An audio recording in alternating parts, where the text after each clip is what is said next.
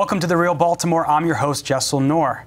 With the president, who is focused on gutting the EPA and believes climate change is a hoax, cities like Baltimore are taking the lead on actionable steps towards sustainability, like the introduction of a city council measure that would move the city towards zero waste. Here's a quick report.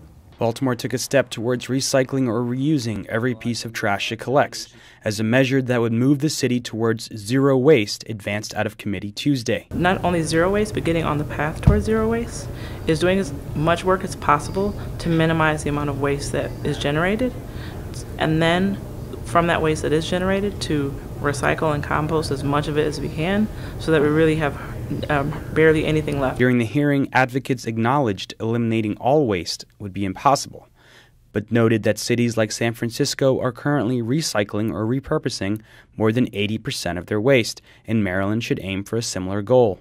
The committee advanced it to the full council without objections. The measure has 14 co-sponsors, and city agencies submitted reports in support. Among the supporters were national leaders like Destiny Watford. The Real News documented her efforts to defeat a proposed trash-burning incinerator in her South Baltimore neighborhood of Curtis Bay.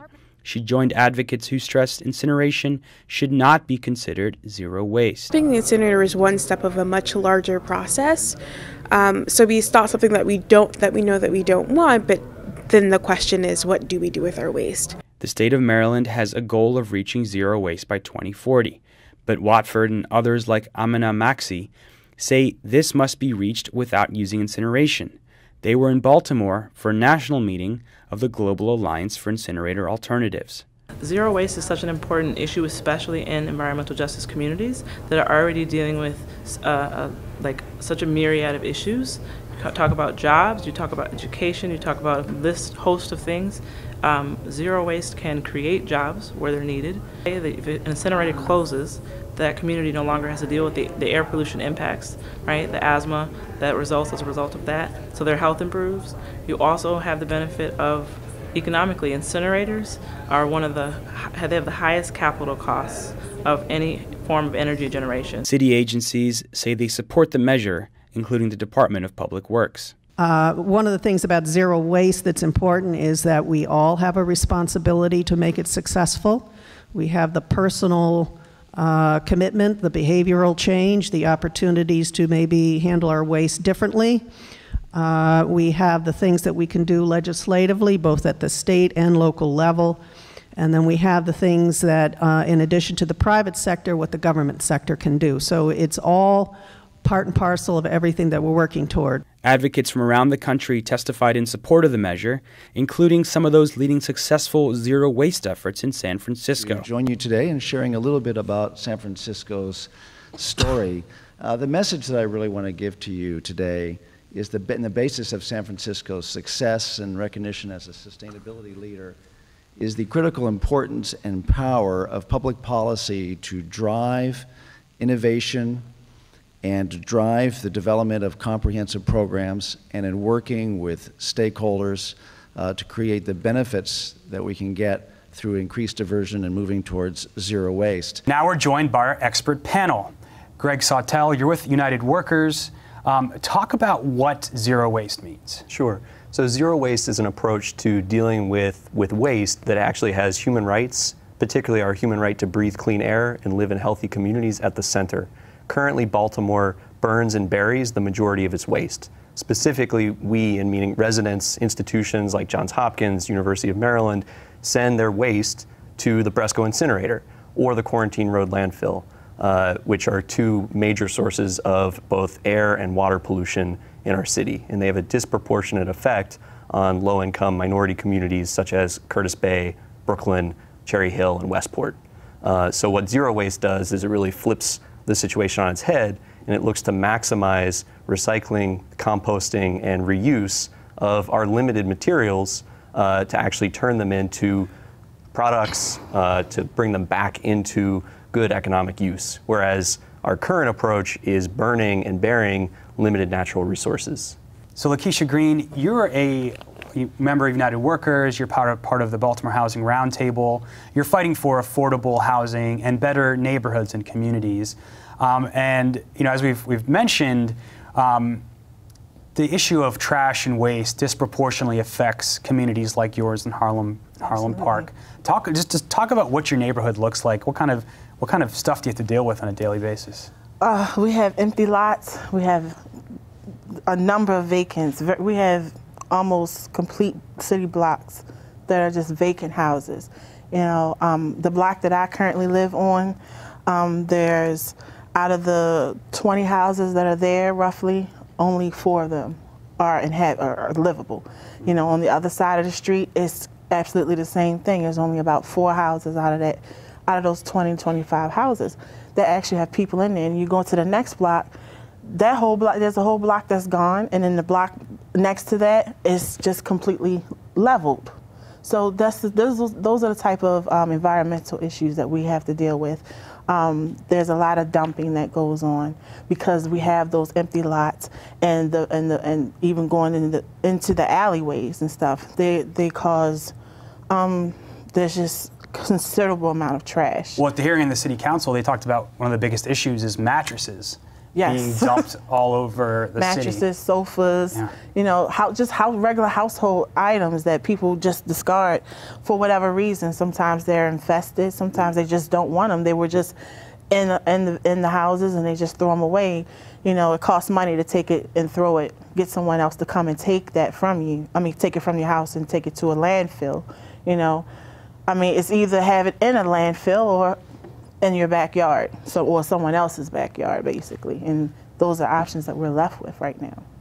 So, Charles Graham, you're a youth leader with Free Your Voice.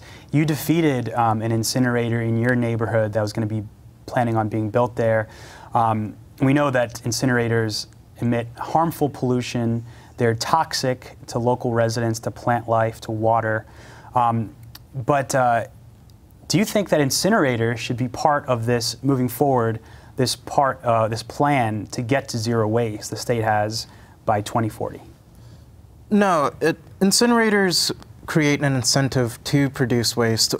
While in Baltimore, the incinerator that we do have, we're feeding most of Baltimore's waste, and 80% of that could be recycled or composted. And on that level, in terms of jobs, recycling and composting, which are both actually good green alternatives to incineration, create 10 to 20 times more jobs than incinerators. So, Greg, you're at the city council hearing. Have you talked to elected officials about the current incinerator, the Bresco incinerator, and right in downtown? And what has been the reception so far? We know that the lease or the contract is up for renewal very soon. Are elected officials being receptive to concerns about the Bresco incinerator? Elected officials are hearing from residents that are directly impacted by this facility that it's a big problem.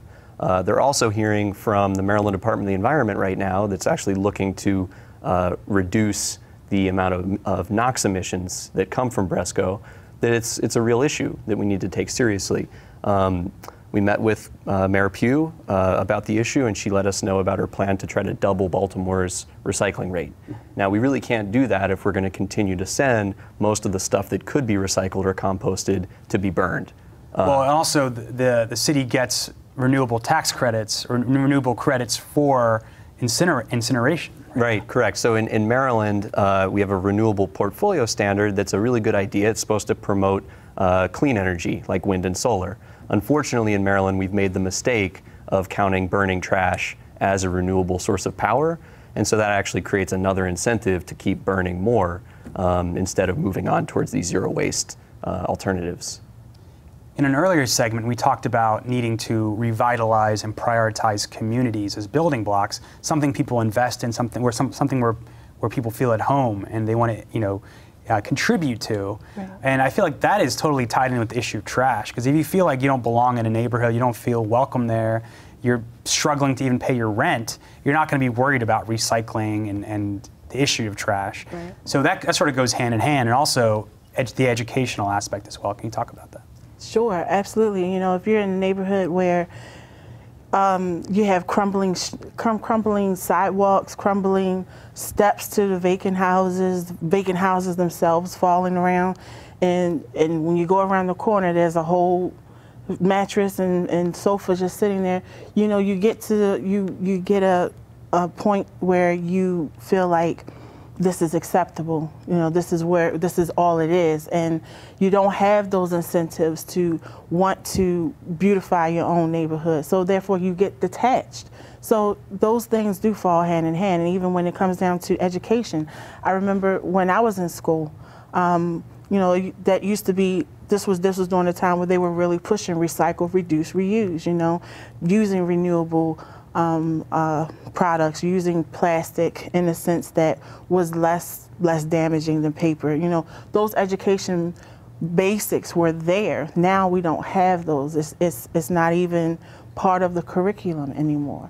You know, so they go. I believe that, you know, when you start informing people about zero waste and start putting it back into the education, you know, it actually causes a reflection within yourself to say, hey, you know, this planet is something that I'm going to have to live on, but if I'm constantly allowing my city to burn my trash, then I know that could be recycled and made into something else. You know, how is that helping me and my children? It's not. And on a related note, to follow up on a previous interview we did with you, Maryland did approve both contracts for the offshore wind farms off the Eastern Shore.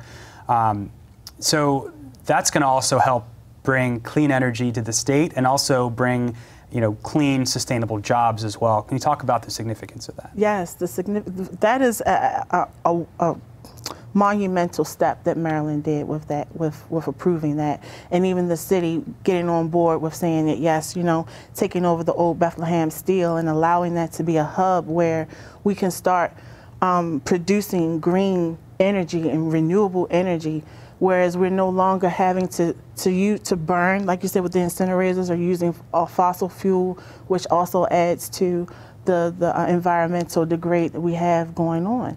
You know, when we refocus our agenda to making sure that the energies that we use and the products that we use are sustainable, are things that can be renewable, you know, within themselves, you know, that shows a course of responsibility that we all have, you know.